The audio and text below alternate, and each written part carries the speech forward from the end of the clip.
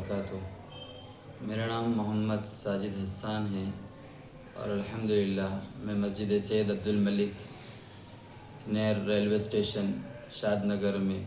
امام و خطیب کی حیثیت سے خدمات انجام دے رہا ہوں۔ محترم ناظرین اکرام، جیسا کہ آپ جانتے ہیں کہ رمضان المبارک کا مبارک مہینہ جاری ہے، اور اس مہینے میں جہاں پر اللہ رب العزت نے نیکیوں کا بھاؤ بڑھا دیا ہے، وہیں پر اللہ رب العزت نے کچھ مخصوص اور فرائض ہمارے اوپر عائد کیے ہیں، جن میں سے ایک ہے صوم یعنی روزہ۔ روزہ جو ہے اللہ رب العزت قرآن کریم میں فرماتے ہیں کہ یا ایھا الذین آمنوا کتب علیکم الصیام کما کتب علی الذین من قبلکم لعلکم تتقون، کہ ایمان والو تمہارے اوپر روزے فرض کیے گئے ہیں، اور ایسا نہیں ہے کہ صرف تمہارے اوپر ہی روزے فرض کیے گئے، بلکہ تم سے پہلے آنے والی جو قومیں گزری ہے، تم سے پہلے جو قومیں گزری ہے ان لوگوں کے اوپر بھی جو ہے تو روزے فرض کیے گئے تھے۔ اور یہ روزے کیوں فرض کیے گئے؟ اللہ رب العزت قرآن کریم میں فرماتا ہے کہ لعلکم تتقون، تاکہ تم پرہیزگار بن جاؤ۔ محترم ناظرین، جہاں پر اللہ رب العزت نے اس پاک عمل کی فرضیت ہمارے اوپر عائد کی ہے، وہیں پر اللہ رب العزت نے اس بات کو بھی لازم کر دیا کہ ہم اپنے افطار کو جو ہے حلال اور محنت کی کمائی سے کریں۔ ایسا نہ ہو کہ ہم جو ہے پورے دن بھر جو ہے روزہ رکھ رہے ہیں، عبادتیں کر رہے ہیں اور اللہ کو راضی کرنے والے کام کر رہے ہیں، لیکن ہمارا افطار اگر ہو رہا ہے تو وہ حرام کی کمائی سے ہو رہا ہے۔ اس سے ہوگا یہ کہ ہمارا دن بھر کی عبادتیں، ہماری دن بھر کی عبادتیں جو ہے فضول ہو جائے گی، کچھ کام کی نہیں رہے گی۔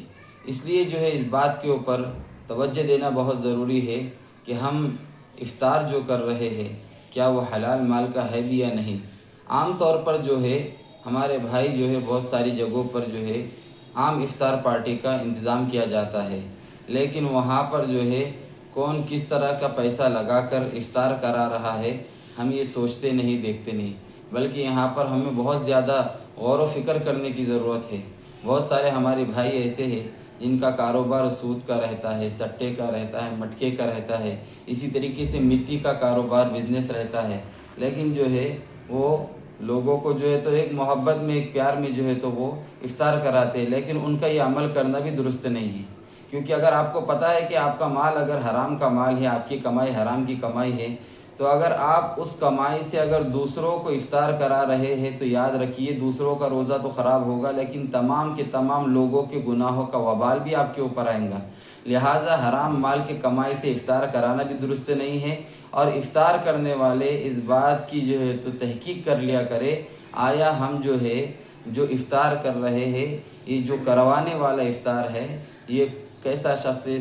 اس کا مال کیسا ہے، اور جو ہے اس کی کمائی کیسی ہے۔ ان باتوں پر ہم کو بہت زیادہ توجہ دینے کی ضرورت ہے۔ اس کی وجہ یہ ہے کہ آج مسلمانوں کے اندر جو ایمان کمزور ہو رہا ہے، مسلمانوں کے ایمان کی کمزوری کی وجہ، مسلمانوں کی ذلت اور رسوائی کی وجہ یہ ہے کہ مسلمان حلال اور حرام میں تمیز نہیں کر پا رہا۔ یہی وجہ ہے کہ آج جو ہے ہم ہر اعتبار سے ذلیل و خوار ہو رہے ہیں، اور مسلمانوں کے دل مردہ ہونے کی سب سے بڑی وجہ حرام کی کمائی ہے۔ لہٰذا میں آپ تمام سے گزارش کروں گا کہ اس بات پر توجہ دیجیے کہ ہمارا افطار ہی نہیں بلکہ ہماری پوری زندگی حلال مال کی کمائی سے گزرے۔ ہم جو لقمہ کھائے ہمارا وہ لقمہ جو ہے تو حلال کی کمائی کا ہونا چاہیے، نہ کہ حرام کی کمائی کا۔ یاد رکھیے رسول اللہ صلی اللہ علیہ وسلم کی حدیث ہے لا يدخل الجنة لحم نبت من سحت النار اولی به۔ اللہ کے رسول صلی اللہ علیہ وسلم فرماتے ہیں کہ وہ شخص کبھی جنت میں داخل نہیں ہو سکتا جس کی پرورش حرام غذا یا حرام مال سے ہوئی ہو، اس کا ٹھکانہ جہنم ہی ہے۔ اللہ کے رسول صلی اللہ علیہ وسلم نے فرمایا کہ ایسا شخص جو ہے جس کی پرورش ہی حرام کے مال سے اور حرام کی کمائی سے ہوئی ہے، تو جہنم ہی اس کی زیادہ مستحق ہے اور وہ جہنم کا ہی مستحق ہے۔ لہٰذا جو ہے ہمیں اس بارے میں بہت زیادہ احتیاط کرنے کی ضرورت ہے۔ اللہ پاک سے دعا ہے اللہ پاک مجھے بھی اور آپ سب کو، ہم سب کو عمل کرنے کی توفیق عطا فرمائے۔ السلام علیکم ورحمۃ اللہ وبرکاتہ۔